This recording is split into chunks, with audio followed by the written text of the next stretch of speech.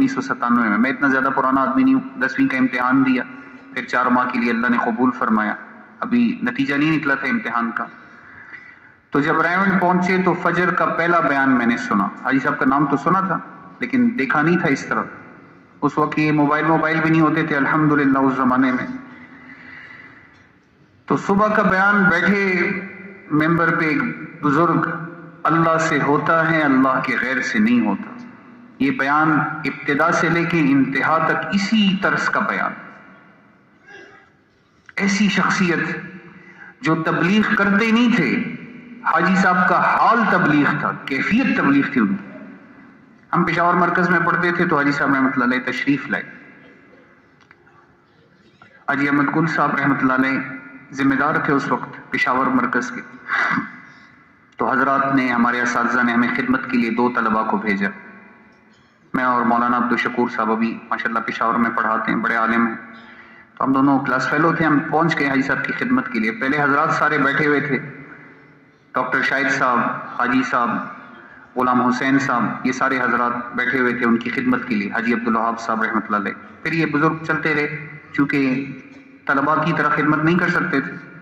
تو آخر میں جب سارے حضرات کمرے سے نکل گئے تو پھر ہم چلے گئے اندر. رات کے 2:15 بجے کا وقت ہے, سردیوں کی رات تھی. اور حاجی صاحب اس وقت سونے کے لیے لیٹ گئے. اس سے پہلے مذاکرہ فرما رہے تھے. پھر احمد گل صاحب رحمۃ اللہ علیہ نے تھوڑا سا حاجی صاحب سے درخواست کیا, یہ سب کافی دیر ہو گئی ہے, آپ سفر کر کے ہیں, تھوڑا آرام فرمائیں. حاجی صاحب اب سونے کے لیے لیٹ گئے. تو میں سر کی طرف سے تھا, ان کا ماتھا دبا رہے تھے. اور وہ میرا جو ساتھی تھا مولوی عبدالشکور, وہ پاؤں کی طرف سے دبا رہا. 2:15 بجے کا وقت, 2:10 کا وقت تھا, 2:15 تقریباً. اور حاجی صاحب جب لیٹے تو اب ان کا دل چل رہا,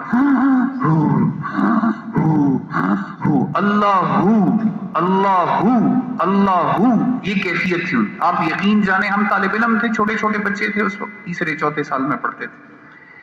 یہ میرا دل اندر سے ایسے پھٹ کے باہر آ رہا. میں نے کہا کہ میرا دل پھٹ جائے گا, جیسے دل کا دورہ ہوتا ہے, ہارٹ اٹیک جیسے کہتے ہیں. یہ میرے دل کے اندر تکلیف شروع ہو گئی درد کی وجہ سے. ان کی کیفیت تھی چونکہ وہ بڑے آدمی تھے, ابھی رحمت اللہ علیہ ہو گئے. ہر ایک نے جانا ہے لیکن کچھ کر کے چلے جائیں میرے دوستو عزیز, یقین جانا. پچھتائیں گے موت کے بعد لوگ, افسوس ہوگا. اہل جنت کو کس چیز کا افسوس ہوگا؟ ایک آدمی جنت پہنچ گیا, فقد فاز فوزا عظیما.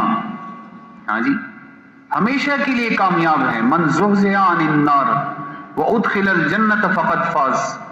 جو جہنم سے بچا کر جنت میں داخل کر دیا گیا, یہ ہمیشہ کے لیے کامیاب ہو گیا, ہمیشہ کے لیے کامیاب ہو گیا.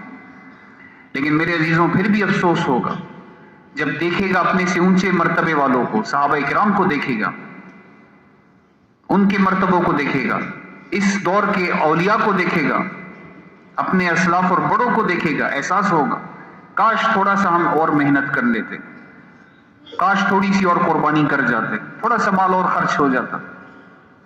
غیب کے سودے ہیں میرے دوستو, نظر نہیں آ رہے, یقین جانیں.